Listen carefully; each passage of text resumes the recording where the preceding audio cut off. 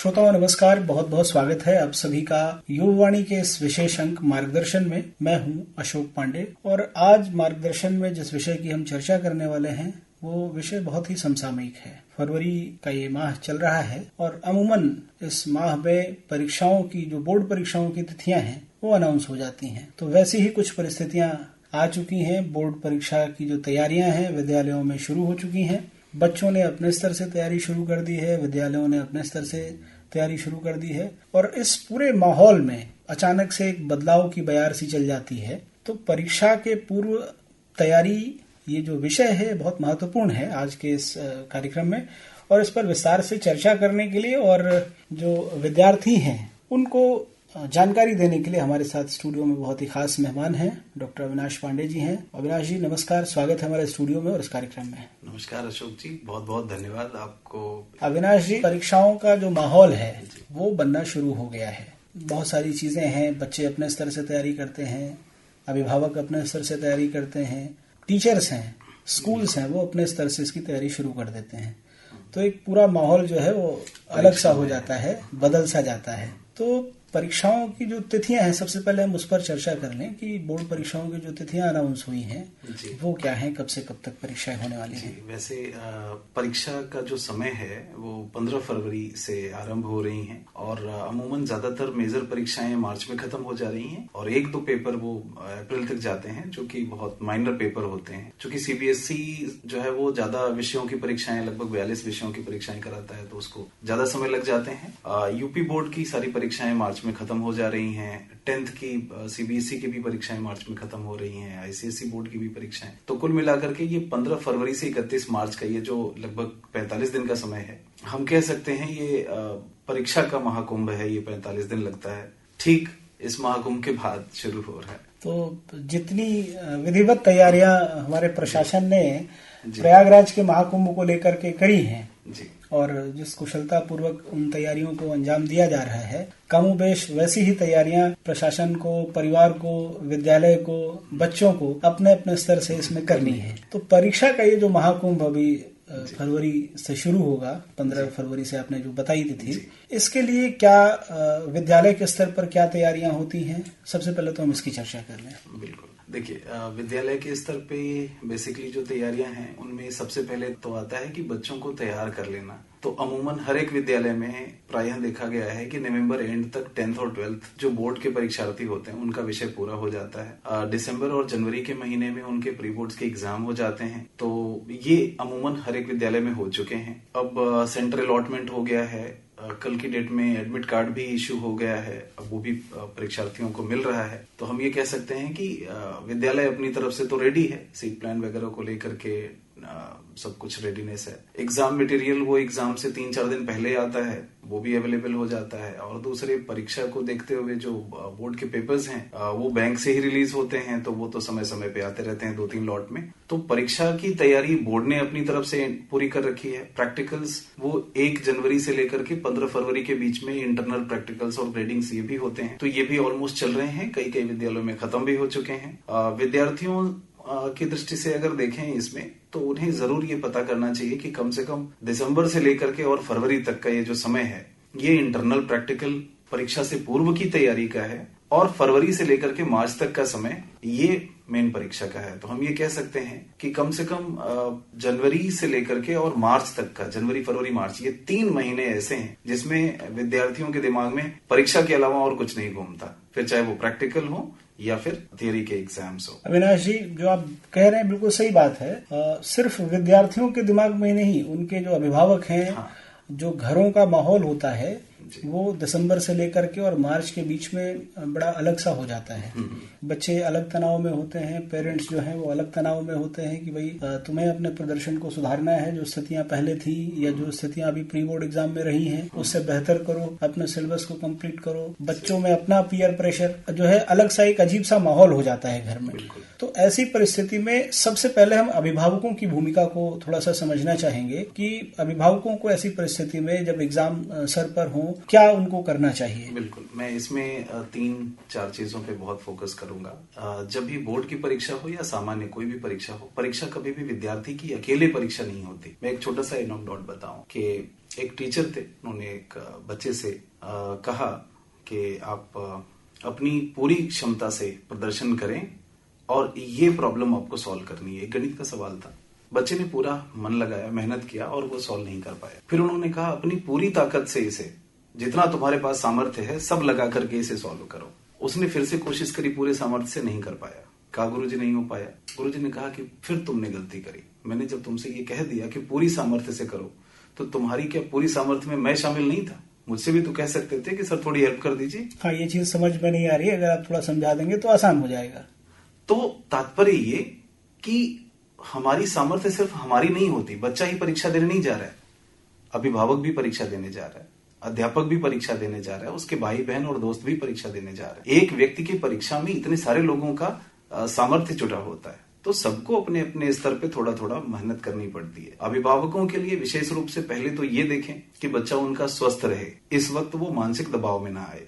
परिणाम के बारे में बार बार उनसे जिक्र ना करें, अननेसेसरी कंपैरिजन ना करें कि भाई तुम्हारे कितने नंबर आने वाले हैं, क्योंकि वो प्रेशर बड़ा पड़ने लगता है। दूसरा, ये ऐसा मौका है जिसमें मार्गदर्शन की सबसे ज्यादा जरूरत होती है, और यहाँ पे उल्टा करते हैं अक्सर करके अभिभावक भी और बच्चे भी, कि वो स्कूल जाना ही बंद कर देते हैं। तो जैसे जैसे परीक्षा करीब आती है, फोकस ये होना चाहिए कि हम सिलेक्टेड टॉपिक लेकर के स्कूल में ज्यादा अप्रोच करें, शिक्षकों से मिले, बिल्कुल मिले, क्योंकि यही वो टाइम है ना जब आप पीक पे पढ़ाई कर रहे होते हैं। लेकिन क्या होता है कि इसी टाइम पे हम पढ़ाई से दूर हो जाते हैं, हम घर पे बैठ जाते हैं, सेल्फ स्टडी करने लगते हैं, वो भी ठीक से कई बार नहीं हो पाती, तो यहाँ पर गड़बड़ी हो जाती है। दूसरे, प्रैक्टिकल्स वगैरह में भी कब होना है प्रैक्टिकल, क्या लेके जाना है, फाइल प्रॉपर बनी है कि नहीं बनी है, ये सब चीजें अगर अभिभावक थोड़ा पहले से देख लेते हैं तो बच्चा अननेसेसरी प्रेशर में नहीं आता। उन्हें फाइल देख लें, उनकी तैयारी कैसी है ये देख लें, टीचर से बात कर लें कि हमारा बच्चा वो किस लायक है, कितना वो कर पा रहा है, इसे समझना। और फिर अंतिम चीज कि ये अभिभावक बिल्कुल कर सकते हैं कि सैंपल पेपर सॉल्व कर अपने हर एक बच्चे से हर एक विषय के कम से कम 10-10 पेपर सॉल्व करवाएं, लिखने का अभ्यास देख लें।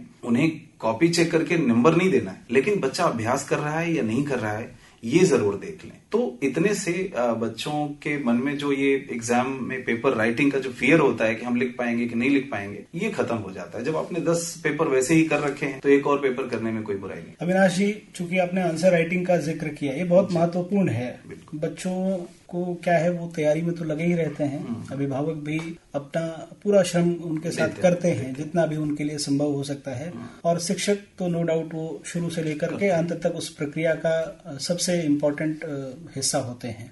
पर जब एग्जाम में परफॉर्मेंस की बात आती है, जब आंसर राइटिंग की बात आती है, तो वहां पर बहुत सारे बच्चे ये समझने में चूक जाते हैं कि जो सवाल हमसे किया गया है इसका सही तरीका क्या है उत्तर देने का।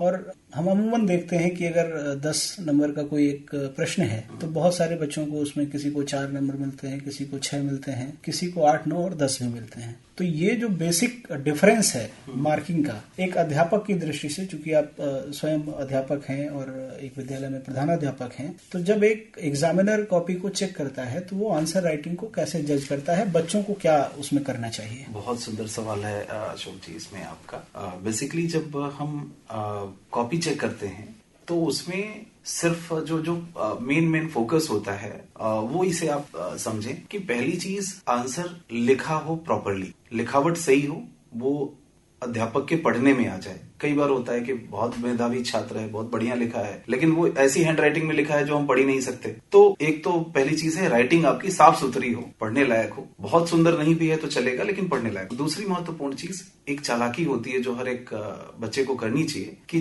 जो उसे आ रहा है अच्छे से वो दिखाए और जो उसे नहीं आ रहा है उसे छिपाए। तो जो आंसर उसका बहुत बढ़िया तैयार है उसमें जो हेडिंग्स होते हैं जिनको हम वैल्यू पॉइंट्स कहते हैं, उनको वो डिफरेंट कलर से लिख सकता है या अंडरलाइन कर सकता है या हाईलाइट कर सकता है उसे। और जहां पर उसको बहुत कॉन्फिडेंस नहीं है उसको वो पैराग्राफ में लिख ले, बड़ा आंसर लिख ले।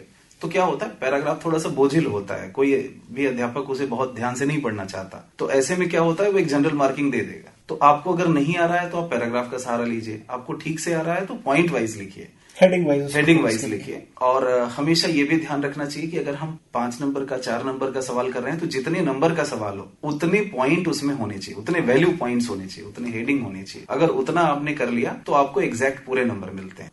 दूसरी महत्वपूर्ण चीज होती है इसमें कि कभी भी आंसर लिखने में जल्दी नहीं करनी चाहिए। कम से कम 3 से 4 बार क्वेश्चन को बहुत तसल्ली से पढ़ करके आंसर लिखना चाहिए। कई बार क्या होता है कि हम क्वेश्चन में आधा अधूरा पढ़ते हैं और जल्दबाजी में आंसर शुरू कर देते हैं, तो वो गलत हो जाता है। मान लीजिए किसी क्वेश्चन में एक शब्द आ गया शकुंतला, तो अब आपने सोचा कि अभिज्ञान शाकुंतलम से पूछा गया है तो इसमें हम शकुंतला का कैरेक्टर स्केच लिख दें। हो सकता है उसमें विवाह का वर्णन पूछा गया, उसमें कुछ और चीज पूछी गई हो, शकुंतला से जुड़ी हुई कोई और मुख्य बात हो सकती है। तो आप कभी भी क्वेश्चन को बहुत लाइटली पढ़ करके उसका आंसर न दें, बहुत ध्यान से पढ़ें। और एक और जगह पे गलती करते हैं कि आजकल जो बोर्ड के पैटर्न्स हैं उनमें ऑब्जेक्टिव क्वेश्चंस काफी सारे आते हैं, तो बच्चे कई बार क्या करते हैं, ऑब्जेक्टिव आसान होता है पहले करते हैं और फिर बाद में उन्हें ध्यान आता है कि उन्होंने गलत कर दिया, तो फिर वो उसको लगते हैं करेक्ट करने के लिए। बेहतर होता है कि आप ऑब्जेक्टिव को टिक आउट करके रख लें अपने पास, समझ लें कि क्या करना है उस पे, लेकिन करें उसे एंड में जा करके, ताकि वो गलती के चांसेस आपके पास न रह जाएं। और दूसरी बात, जब लास्ट में होता है तो लास्ट में आप बड़े आंसर नहीं लिख पाते, समय कम बचता है, छोटे वाले आंसर फिर भी आपसे हो जाते हैं। आजकल बोर्ड में कुछ और परिवर्तन आए हैं, जैसे कॉम्पिटेंसी बेस्ड क्वेश्चन आए हैं। तो ये क्या होते हैं, ये ओपन एंडेड होते हैं, इनका कोई फिक्स आंसर नहीं होता, लेकिन आपकी समझ को ये परखते हैं। तो उसके लिए बोर्ड ने पहले से ही वो क्वेश्चन के टाइप और उनके आंसर्स वो वेबसाइट पे दिए हुए हैं। तो विद्यार्थियों से ये भी एक मेरी रिक्वेस्ट रहेगी कि वो जरूर सीबीएसई के वेबसाइट को देखें और वहां से कॉम्पिटेंसी बेस्ड क्वेश्चंस के बुकलेट डाउनलोड करके उनको जरूर पढ़ें। अमूमन क्वेश्चन उसी से आते हैं। और सबसे ज्यादा अगर किसी व्यक्ति को, किसी बच्चे को बहुत बढ़िया अंक लेने हैं तो उसे एग्जाम्पलर का सहारा लेना चाहिए। बोर्ड के सारे क्वेश्चन ज्यादातर, तब मेरा मानना है लगभग 70 से 75% क्वेश्चन एग्जाम्पलर के हूबहू क्वेश्चन उठाए जाते हैं। तो ये कुछ एक ऐसी जगह हैं जहां पर अगर फोकस करें तो बिना किसी तनाव के विद्यार्थी बढ़िया नंबर स्कोर कर सकते हैं। अविनाश जी, बच्चों के ऊपर जो प्रेशर होता है वो सिर्फ एक परीक्षा का नहीं होता है। 10th के बच्चे तो फिर भी उनके पास अभी आगे एक मौका है 12th में, बट 12th के जो बच्चे होते हैं, एक हमने ऐसी भूमिका बना रखी है हमारे समाज में, या यूं कहें हमारे देश में ऐसी परिस्थितियां विद्यमान हैं कि 12th के बाद बच्चों का जो करियर होता है वो डिसाइड किया जाता है कि भाई 12वीं के बाद हमारा बच्चा किस फील्ड में जाएगा। तो बच्चों के ऊपर एक अतिरिक्त दबाव होता है कि वो कई बार माता पिता द्वारा चुने गए विकल्प की तरफ आगे बढ़ें, या उनके दिमाग में जो चीजें चल रही है कि भाई हमें इस फील्ड में जाना है, तो एग्जाम में उस तरह से हमें परफॉर्म करना है कि हम उस सब्जेक्ट को चूज कर पाए। आगे हमें जो है टेक्निकल फील्ड में जाना है, हमें बीटेक करना है, या आगे हमें नीट की परीक्षा देनी है और हम मेडिकल की पढ़ाई में जाएंगे, या आगे हम जिस भी तरफ जाना चाहते हैं, वो कमोबेश हमारे 12वीं के परफॉर्मेंस पर बहुत कुछ निर्भर करता है। तो 10वीं और 12वीं के बच्चों के ऊपर इस तरह का जो एक प्रेशर बिल्टअप होता है, इससे वो कैसे निजात पा सकते हैं? इसमें तो मैं ये कहूँ, सबसे महत्वपूर्ण चीज है कि बच्चा और अभिभावक ये दोनों बेहतर हो कि आमने सामने बैठें और अपनी बातों को कम्युनिकेट करें। कई बार ऐसा होता है कि ये जो कम्युनिकेशन गैप है ये हमारे साथ मुश्किलात पैदा कर देता है। पिताजी एक अलग दुनिया में जी रहे होते हैं, माताजी एक अलग ख्वाब पिरोए होती हैं, बच्चा अपनी अलग परेशानियों से जूझ रहा होता है। तो पहले तो एक कॉमन गोल होने चाहिए पूरे परिवार का, जो सब मिलकर तय करेंगे कि बच्चे को आगे किस फील्ड में जाना है। जरूरत पड़े तो उसमें एप्टीट्यूड टेस्ट, आजकल बहुत ही स्किल्ड एप्टीट्यूड टेस्ट हो रहे हैं, वो करवाना चाहिए, काउंसलर की सलाह लेनी चाहिए। और उसके बाद जिसमें हमारी अभिरुचि हो, हमारा जो इंटरेस्ट है वो भी हो, और कैपेसिटी, अभिरुचि का मतलब दोनों ही हुआ, एप्टीट्यूड कि वो उसका इंटरेस्ट भी हो और स्किल भी हो। तो ऐसे विषय को अगर चुनते हैं तो उसमें सफलता के चांसेस ज्यादा हो जाते हैं। बनिस्बत इसके कि हम पीयर प्रेशर में आ गए या किसी और वजह से गलत जगह पे हमने फोकस करा दिया कि नहीं इंजीनियरिंग नहीं बना तो लाइफ खराब है, करियर खराब है, तो ये चीज तो नहीं करनी चाहिए। एक महत्वपूर्ण चीज है। दूसरा ये भी देखें कि सबसे बड़ा एग्जाम तो life itself is an exam, उससे बड़ा कौन सा एग्जाम होगा। और इसमें हम अक्सर फेल इसलिए हो जाते हैं कि हम लगते हैं दूसरों की कॉपी करने। हमें ये नहीं पता होता कि हर एक व्यक्ति के लिए अलग क्वेश्चन पेपर बना हुआ है, तो दूसरे का कॉपी किया हुआ आंसर हम लिख ही नहीं सकते। एग्जाम लाइफ का बहुत बड़ा है, तो ये जरूर हमें ध्यान देना चाहिए। किसी व्यक्ति की मुझे एक कोट याद आता है कि वो कहते हैं कि जरूरी नहीं होता कि आप पूरी सीढ़ी देख लें तभी चढ़ना शुरू करें, आपको 2-3 स्टेप दिख रहे हैं तो आप चढ़ना शुरू करिए। जरूरी ये है कि हमें एक बार में एक ही स्टेप तो चढ़ना होता है, कौन सा पहला कदम रखेंगे छत पे, तो थोड़ा थोड़ा चढ़ना अभी से शुरू कर दें। ये नहीं कि बहुत बड़ा गोल ले लिया और फिर वो नहीं हो रहा है तो हम प्रेशर ले लें। जितनी दूर तक चढ़ेंगे उतना भी अच्छा है, बुराई नहीं है। अमूमन जो विद्यार्थी हैं वो अपनी तैयारियों को एक नए सिरे से अंजाम दे रहे हैं। लगभग हर विषय का सिलेबस पूरा हो चुका होता है आज की परिस्थिति में, और कई बार वो दूसरे या तीसरे चक्र का रिवीजन चल रहा होता है। होता क्या है कि परीक्षा का जो शेड्यूल होता है, आमतौर पर एक परीक्षा से दूसरी परीक्षा के बीच में कुछ अंतराल होता है ताकि वो विद्यार्थी को थोड़ा सा समय मिल जाए। पर अंतिम चक्र की, अंतिम दौर की जो तैयारी है, जिसे हम परीक्षा पूर्व तैयारी कहते हैं, ठीक है, वो किसी विद्यार्थी के लिए बड़े मायने रखती है। तो तैयारी किस तरह से की जाए, क्या उसकी प्रक्रिया होनी चाहिए और उसको कैसे अंजाम दिया जाए ताकि जो हमारा रिजल्ट हो, एग्जाम में जो हमारी परफॉर्मेंस हो, वो बेहतरीन हो। पहली चीज तो मैं ये कहूंगा कि हर एक विद्यार्थी मतलब जो भी बोर्ड, जिस भी बोर्ड से है, उस बोर्ड का एक ऑफिशियल वेबसाइट पे एक सिलेबस दिया हुआ है जिसमें वेटेज लिखे होते हैं। कई बार विद्यार्थी जो है वो पूरा पढ़ने लगता है, वो ठीक भी बात है, पूरा पढ़ना चाहिए, लेकिन जब आप परीक्षा के एकदम नजदीक पहुंच जाते हैं तब आप पूरा नहीं पढ़ पाते। तब आपको क्या करना होता है, आपको सिलेक्टिव स्टडी करनी होती है। जैसे मेरा ऐसा मानना है और मैंने अपने बच्चों को सिखाया भी है ये चीज कि अगर आप बहुत गिनी हुई चीजें, जैसे मैथ्स ले लिया आपने, 12th की मैथ्स में मात्र कैलकुलस एक चैप्टर है जो 35 नंबर का आता है, तो हम कह रहे हैं बाकी क्यों पढ़े, अगर हमने ये कर लिया तो 35 हमारे ठोस हो गए। ठीक वैसे ही है इंग्लिश में, एप्लीकेशन और पैराग्राफ और एसे, ये 3 चीजें आपने रख दी तो आपके बड़े आराम से 25-30 नंबर तैयार हो गए। तो हमें क्या होता है, सिलेक्टिव स्टडी करनी होती है। तो हम पहले तो ये देख लें कि वेटेज किसका कितना है, और सिर्फ 3-3 चैप्टर या 4-4 चैप्टर, मैक्सिमम 3 चैप्टर से अधिक कभी भी हमारे चूजन चैप्टर नहीं होने चाहिए। वो हमने पकड़ लिया, और जो परीक्षा के बीच में 2 दिन 3 दिन का गैप है, एक चैप्टर के हिसाब से रोज हमने पढ़ाई करी और बड़े आराम से उसमें अच्छा नंबर लेके आ सकते हैं। तो हमें बड़ा सिलेक्टिव हो जाना होता है। जब तक परीक्षा नहीं है तब तक हम पूरा सिलेबस पढ़ रहे हैं और सैंपल पेपर कर रहे हैं। उस टाइम पे हमारा सैंपल पेपर काम नहीं आएगा, उस टाइम पे हमें बस सिलेक्टिव स्टडी करना होगा। तो ये एक चीज है जो बच्चे कर सकते हैं। अच्छा, अमूमन हम देखते हैं कि बच्चे कई बार विद्यालय से जो उनका सिलेबस कंप्लीट कराया गया वहां से तो उनको लाभ मिलता ही है। आज के इस डिजिटल दौर में जैसे आपने बताया, क्वेश्चन पेपर को सॉल्व करना, अलग अलग वेबसाइट से डाउनलोड करना या ऑफिशियल वेबसाइट से डाउनलोड करके पुराने प्रश्न पत्र को हल करना, इसके अलावा यूट्यूब एक बहुत बड़ा माध्यम है, एक बहुत बड़ा जरिया है। आज के समय में बच्चे उस पर काफी हद तक निर्भर करते हैं, या बहुत सारी संस्थाएं ऐसी हैं जो ऑनलाइन शिक्षा को बढ़ावा दे रही हैं, प्रमोट भी करती हैं और बच्चों की सहायता भी करती हैं। अभिभावकों ने अलग अलग कोर्सेज बच्चों को ज्वाइन करा रखे हैं। तो ऐसे वक्त में जब एग्जाम सर पर हैं और समय बहुत कम बचा है, तो बच्चे थोड़ा सा इधर उधर भागने की कोशिश करते हैं कि मैं यहाँ से देख लूं, कुछ यहाँ से मिल जाएगा, कुछ फला यूट्यूब से देख लेता हूँ, वहां से मिल जाएगा। तो ये जो स्थिति है, ये बच्चों के लिए क्या लाभदायक है, ऐसा करना उचित है? इस मामले में मेरा विचार थोड़ा सा अलग है। पढ़ाई करने के दौरान तो फिर भी ये थोड़ा बहुत चल सकता है, लेकिन परीक्षा के एकदम ठीक पहले अगर आप आ रहे हैं तो आपको किताबों पर, क्वेश्चन पेपर पे, सैंपल पेपर्स पे, इन पर ज्यादा निर्भर रहना चाहिए। यूट्यूब या बाकी मोबाइल पर तो बिल्कुल भी नहीं जाना चाहिए। अगर हो सके तो 2 महीने के लिए मोबाइल अगर बच्चा रख भी दे तो उससे कोई हानि नहीं है। होता क्या है कि जब भी हम मोबाइल में देखते हैं तो उसमें अननेसेसरी बहुत और सारी चीजें आने लगती हैं और वो हमारे दिमाग को, हमें पता नहीं चलता, बहुत इफेक्ट करती हैं। एक्चुअली क्या होता है ना कि हमारे जितने भी साइकोलॉजिस्ट इसको बहुत एक्सप्लेन करते हैं प्रॉपरली कि हम जब हमारे अंदर वो जो स्थायी भाव होते हैं, जैसे करुणा के हैं, श्रृंगार के हैं, हास्य के हैं, दया है, क्रोध है, तमाम भाव होते हैं, ये भाव हैं। और जब मोबाइल पे हम स्क्रॉल कर रहे होते हैं तो अचानक से एक वीडियो आता है जो कॉमेडी का है तो हम हंसने लगते हैं, दूसरा बहुत दुखद आ जाता है, रोने लगते हैं, ऐसे ऐसे करके। तो इतनी तेजी से वो फ्रीक्वेंट मूड चेंज करता है। इससे क्या होता है, हमारे बॉडी में जो कुछ एक हार्मोन्स, कुछ एक केमिकल रिलीज होते हैं,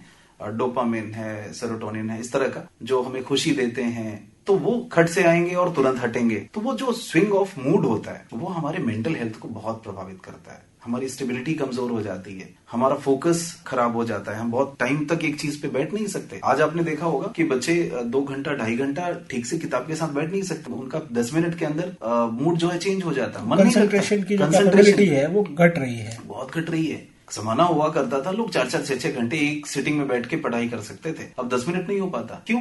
क्योंकि हमने तो रील्स देखे ना, हम तो रील की दुनिया में रहते हैं जहां हर 3 सेकंड 5 सेकंड 15 सेकंड में चेंज हो रहा है मूड। तो पढ़ाई इस वजह से बहुत प्रभावित होती है। तो हमें सोशल मीडिया से तो प्रॉपर डिस्टेंसिंग रखनी चाहिए इस टाइम पे, ये हमारे लिए बहुत जरूरी है। मोबाइल का एक नोटिफिकेशन आपको जो लक्ष्य आप लेकर के बैठे हैं वहां से भटका सकते हैं। बिल्कुल बिल्कुल डिस्टर्ब करता रहता है। खट से कोई मैसेज आ गया तो आप पढ़ाई छोड़ करके उधर देखने लगेंगे कि कौन सा इंपॉर्टेंट चीज चल रहा है। परीक्षा की तैयारियां जब चल रही हों तो अमूमन हम देखते हैं कि बच्चों की दिनचर्या पहले की अपेक्षा बदल जाती है। हाँ सही। तो एक औसत बच्चे की जो दिनचर्या है वो परीक्षा के दिनों में क्या और कैसी होनी चाहिए? हाँ बहुत बढ़िया सवाल है ये भी। हम लोग जो है इस पे भी काफी रिसर्च करके जो चीजों को जान पाए हैं उनके आधार पे पहली चीज होती है वो है अर्ली राइजिंग। किसी भी बच्चे को, वैसे तो अगर ये आपके सामान्य आदत में हो तो बहुत बढ़िया बात है, अगर नहीं है तो परीक्षा के दौरान तो जरूर ऐसा होना चाहिए कि आपको हर हाल में 4 से 5 के बीच में उठ जाना है। और जितनी सुबह उठते हैं उतना ही दिन हमारे हाथ में होता है, उतना अधिक समय होता है हमारे पास। तो सुबह में उठना, गर्म पानी अपने पास रखना और गुड़ रखना, हम लोगों को तो यही सिखाया गया है क्योंकि वो बार बार आपको एनर्जी देता रहता है। और छोटे छोटे इंटरवल्स में पढ़ाई करना, बहुत लॉन्ग आवर्स नहीं, मतलब आप ये कर लें कि आप अपने पास सिलेबस स्पेसिफिक रखें कि इतना पढ़ के उठेंगे। कई बार हम घंटा स्पेसिफिक हो जाते हैं, हम आवर्स स्पेसिफिक होते हैं कि हम 45 मिनट पढ़ के उठेंगे। 45 मिनट नहीं होना चाहिए, वो होना चाहिए टॉपिक। हाँ, एक चैप्टर 2 चैप्टर, हाँ, ये टॉपिक हम पढ़ लेंगे, इसका सवाल कर लेंगे, फिर हम उठ जाएंगे, 10 मिनट वॉक करके आएंगे, फिर बैठेंगे। तो इससे क्या होगा कि हम दिन भर का शेड्यूल पहले तो रात में ही बना करके सोएं कि कल का टारगेट हमारा क्या है और हर टाइम पर हमें उसे पूरा करना है। रात में 10, साढ़े 10, 11 तक हार्डली सो जाना चाहिए। कम से कम 6 से 7 घंटे की प्रॉपर नींद, ये बहुत जरूरी है। हेल्दी खाना बहुत जरूरी है और कम खाना बहुत जरूरी है। एक रोटी की जगह रह जाए इतना जरूर हमें खाना चाहिए। फाइबर युक्त थोड़ा खाना खाएं, पानी ज्यादा पिएं। ये सारी चीजें इसलिए करनी होती हैं कि अगर आप बहुत, मतलब जैसे वो 5 लक्षण बताए गए हैं विद्यार्थी के, कि काकचेष्टको ध्यानम स्वान निद्रा तथा अल्पाहारी, तो ये सारी चीजें हमें करनी पड़ेगी। गृह त्यागी का मतलब यही नहीं होता घर छोड़ के जाए, वो घर में भी रह करके और घर की चीजों से ना जुड़ा रहे, बहुत थोड़ा सा अपने कंफर्ट जोन से बाहर निकल करके और सेक्लूडेड होकर के अपनी पढ़ाई करे, तो वो भी गृह त्यागी ही है। आजकल जो नया कंसेप्ट है वो घर में ही रह करके आदमी सन्यासी हो रहा है तो ये बड़ा जरूरी है। अगर ये बच्चे, वो बहुत सही सूक्त है मेरे ख्याल से, इससे ज्यादा बड़ा मंत्र कोई हो नहीं सकता। अगर बच्चा सिर्फ ये कर ले, समय से उठे, कम खाए, इंटरवल के साथ पढ़ाई करे, स्वास्थ्य अपना ठीक रखे और पॉजिटिव रहे, वो कभी चिंता न करे, रिजल्ट का चिंता न करे, परिणाम के बारे में न सोचे, प्रयास अपना बेहतर करे। एग्जाम से पहले अमूमन बच्चे क्या करते हैं कि जैसे शुरू में हमने चर्चा की कि माता पिता को और बच्चों को एक साथ बैठ करके बहुत सारी चीजें डिस्कस कर लेनी चाहिए, बिल्कुल, ताकि अंतिम क्षणों में उस तरह का दबाव बच्चे पर या माता पिता पर ना बने। जब ये कम्युनिकेशन गैप बढ़ जाता है तो बच्चे वो तलाश करते हैं किसी अपने मित्र में, किसी अपने रिश्तेदार में या परिवार के किसी अन्य सदस्य में, और वहां से जो एडवाइस उनको मिलती है फिर वो कोशिश करते हैं उसको फॉलो करने की। तो ये जो परिस्थिति है, कम्युनिकेशन गैप एक परिवार में, माँ बाप के बीच में, बच्चों के बीच में जो पनपता है, ये कितना गंभीर हो सकता है? ये बहुत ही ज्यादा गंभीर विषय है। ऐसा देखा गया है प्रायः कि बच्चे जो है वो अपने दोस्तों के साथ ज्यादा फ्री होते हैं और भी लोगों के साथ वो कम्युनिकेट कर पाते हैं, लेकिन अपने माता पिता से अपनी सारी परेशानियां शेयर नहीं कर पाते। मेरा ऐसा मानना है कि आप माँ बाप के रूप में बिल्कुल स्ट्रिक्ट माँ बाप रहिए जब तक बच्चा छोटा है, 5वीं, 6वीं, 7वीं, 8वीं में है तब तक आप उसे, लेकिन जैसे ही वो 9वीं, 10वीं या इसके ऊपर जाता है आप उससे फ्रेंडली व्यवहार करें, ये बड़ा जरूरी है। आप वो पॉइंट होने चाहिए कि बच्चे की कोई भी परेशानी हो, सबसे पहला व्यक्ति जिसे वो कांटेक्ट करे वो आप हो। यदि आपने ये कर पाने में सफलता पा ली तो बच्चा वो निश्चित रूप से जो भी अपनी जिंदगी में करेगा अच्छा करेगा। तो कम्युनिकेशन गैप ये तो बहुत बड़ा जहर है। आज भी हमने ये देखा हुआ है कि बच्चे अक्सर करके माँ से तो थोड़ा फिर भी फ्री होते हैं, जो दूर चले जाते हैं वो माँ को ही फोन करते हैं। पिताजी बगल में लेटे होते हैं, वो फोन पे नहीं आते, वो इतना ही कह देते हैं कि बस बेटे से कह देना चिंता ना करे। ये बात आप खुद भी कह सकते हैं ना कि चिंता मत करो। ये कम्युनिकेशन होना बड़ा जरूरी है पेरेंट्स के साथ, भरोसा देना कि बच्चा इंपॉर्टेंट है, बाकी चीजें नहीं। कई बार होता है हमारे साथ, आप एक एग्जांपल लें कि आपके एक जो 10 लोग 12 लोग बैठे हों और अलग अलग मग में कॉफी आए, तो जो सबसे सुंदर वाला मग होगा अक्सर करके लोग उसे उठा लेंगे कि ये वाला हम लेंगे, ये वाला हम लेंगे। हम ये भूल जाते हैं कि इसमें सिर्फ मग बदला हुआ है, कॉफी नहीं बदली है, अंदर एक ही चीज है। जिंदगी वो कॉफी है, बाकी सारी चीजें मग हैं। आप छोटी कार में आएंगे कि बड़ी कार में आएंगे, आपका घर 1 फ्लोर का होगा कि 2 फ्लोर का होगा, ये सब मग हैं। कॉफी तो आपकी लाइफ है, वो कैसी है, उसका टेस्ट कैसा है। तो इम्पोर्टेंट चीज ये है कि बच्चे को आप प्यार करें, उसे ये भरोसा दें, लेकिन साथ में एक डिस्टेंस भी होना चाहिए। मुझे एक एग्जांपल याद आता है, जितेंद्र एक बड़े अभिनेता रहे हैं, तो उनका एक शो था, कोई टॉक शो था, इसमें मैंने सुना था कि वो पहले ही बार जब उन्हें एक्स्ट्रा रोल मिला था वी शांताराम की फिल्म में, तो उन्हें लेट हुआ था जाने में। उन्हें वहां पे कहते हैं कि वी शांताराम ने मुझे बड़ी गालियां दी और भगा दिया। तो मैंने पिताजी को फोन किया, पिताजी ने मुझे उनसे डबल गाली दी और कहा कि आपको जा करके करना ही है काम। अब मेरे पास घर लौटने का चांस नहीं था। मैं दूसरे दिन और प्रिपरेशन के साथ समय से गया, माफी मांगा, और आज मैं जो हूँ वो उस वजह से हूँ। अगर पिताजी ने एक बार कह दिया होता कोई बात नहीं बेटा लौट के आ जाओ, तो आज कहीं दुकान खोल करके मैं धनिया और मिर्चा बेच रहा होता। तो जाहिर सी बात है, हमें एज ए फादर भी ये देखना होगा कि हमें कितना सपोर्ट करना है और कहाँ डिस्टेंस हो जाना है। अच्छी पेरेंटिंग सिर्फ ये नहीं है कि बच्चे को बहुत ज्यादा प्यार देना, और ये भी नहीं है कि आप उसे हमेशा दूर ही रखें, उसे कम्युनिकेट ना करें। तो एक प्रॉपर डिस्टेंस और कम्युनिकेशन, ये इसका बैलेंस अगर हम बना लेंगे तो कोई परीक्षा बड़ी परीक्षा नहीं होती फिर बच्चों के लिए। बात करते करते वक्त हो रहा है कार्यक्रम को समाप्त करने का। तो चलते चलते जो श्रोता हमारे इस कार्यक्रम को भी सुन रहे हैं, उनमें बहुत सारे अभिभावक भी हैं, बहुत सारे बच्चे भी हैं जिन्हें एग्जाम में अपीयर होना है। तो उनको कुछ ऐसी टिप्स हम बताते चले जो एग्जाम में उनके पॉइंट ऑफ व्यू से बहुत जरूरी हो और जिसका उन्हें लाभ मिले। और साथ ही एक ये मैसेज देना भी बहुत जरूरी है कि भाई ये 2 महीने का जो महासमर है परीक्षाओं का, इसके बाद ऐसा कोई बहुत बड़ा बदलाव नहीं आता है। वही दुनिया है, सब कुछ वही रहना है, और आप वापस अपनी उस जीवनचर्या में आएंगे, बहुत सारी चीजें होंगी, आप एंजॉय भी करेंगे। तो ये टिप्स जो है ना, ये हमारे श्रोताओं को कुछ देते हैं। बिल्कुल। तो सबसे पहले तो मैं विद्यार्थियों को जरूर ये कहूंगा कि अपनी एक चेकलिस्ट जरूर बना लें कि एग्जाम से पहले, कई बार होता है हम किताब तो पढ़ लेते हैं, लेकिन जब हमें वहां जाना होता है तो हमसे कुछ गलतियां हो जाती हैं। उनमें एक तो ये है एडमिट कार्ड्स, कि हम जरूर उसको लेमिनेट करा करके रखें और ओरिजिनल ही सेंटर पे लेके जाएंगे, फोटोकॉपी घर पे रखे रहें। अक्सर करके बच्चे उल्टा कर देते हैं। दूसरी बात कि जो है आई कार्ड, ये भी बड़ा जरूरी है। स्कूल यूनिफॉर्म में जाना, ये भी जरूरी है। आधे घंटे पहले सेंटर पे पहुंचना, ये भी बहुत जरूरी है। और हर बार अपने पॉकेट को चेक करके जाना है कि उसमें किसी भी तरह का कोई लिखा पड़ा कागज उनके काम का या बिना काम का वो न रह जाए। तो ये 5 चेकलिस्ट रोज विद्यार्थी भी चेक करें और माता पिता भी चेक करें, ये एक महत्वपूर्ण चीज। और दूसरी चीज ये है कि हम सारे लोग थोड़े मानवीय बने। जॉर्ज बर्नार्ड शॉ एक बड़ी सुंदर बात कहते हैं। वो कहते हैं कि हम पंछियों की तरह आसमान में उड़ना सीख गए हैं, मछलियों की तरह हम पानी में तैरना भी सीख गए हैं। अगर कुछ नहीं सीख पाए हैं तो बस इंसानों की तरह जमीन पे रहना। तो ये बड़ा जरूरी है कि हम अपने अंदर वो ह्यूमन वैल्यूज, वो लव, वो कॉन्फिडेंस, वो हेल्प, वो चीज हम लेकर के आए, वो सेंसिटिविटी लेकर के आए, जो बहुत जरूरी है। और कोई भी परीक्षा, जैसा आप कह रहे थे, अंतिम परीक्षा नहीं होती। ये वैसा ही है जैसे सामान्य दिनचर्या में सामान्य दिन होते हैं, तो उसी तरीके से उतना ही लाइटली इसे लेना चाहिए। पढ़ाई आपकी वो ऑलमोस्ट कंप्लीट हो चुकी है। हम ये कहते हैं कि जब हम पढ़ाई हार्ड करते हैं तो परीक्षा आसान हो जाती है, और अगर पढ़ाई हमने बहुत आसान करी है तो परीक्षा डिफिकल्ट हो जाती है। तो ये तो एक सामान्य सा नियम है। पढ़ाई आप बेहतर कर लेंगे, हर पेपर आसान है। एक वो कहते हैं कि work hard and party harder.